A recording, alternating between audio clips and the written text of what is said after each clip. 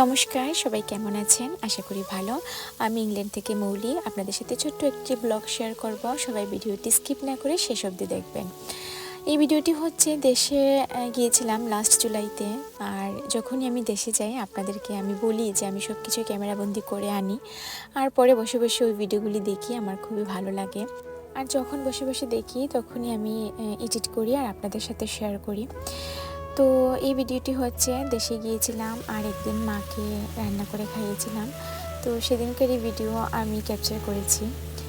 আর আমার মনে হয় আমরা যারা মেয়েরা আছি তারা আমার কথাটির সাথে যদি এগ্রি করেন তাহলে কমেন্ট করবেন যে আমাদের মেয়েদের প্রথম এবং অসম্পূর্ণ ভালোবাসাটা হচ্ছে কিন্তু মা বাবা।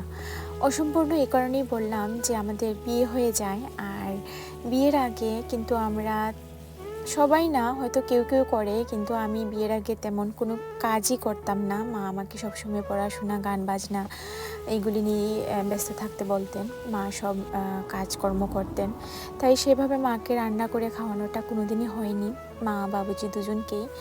তাই বাবুজিকে তো খুব কম বয়সে হারিয়ে ফেললাম। তো মা যতদিন আছেন আমার খুবই ইচ্ছা যখনই দেশে যাব মাকে একটু রান্না করে খাওয়াবো।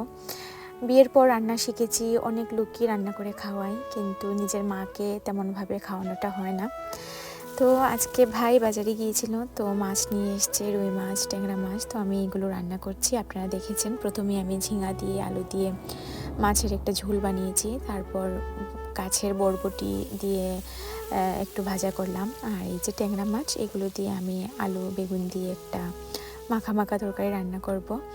আমার খুবই ভালো লাগে দেশে গেলে রান্না করে খাওয়াতে, কারণ রান্না করাটা খুব ইজি হয়ে যায়, কারণ নিজেকে এত কিছু করতে হয় না। যেমন আমরা এখানে রান্না করতে গেলে সব কিছুই একা হাতে কাটা বাছা ধোয়া সব কিছুই নিজেকে করতে হয়।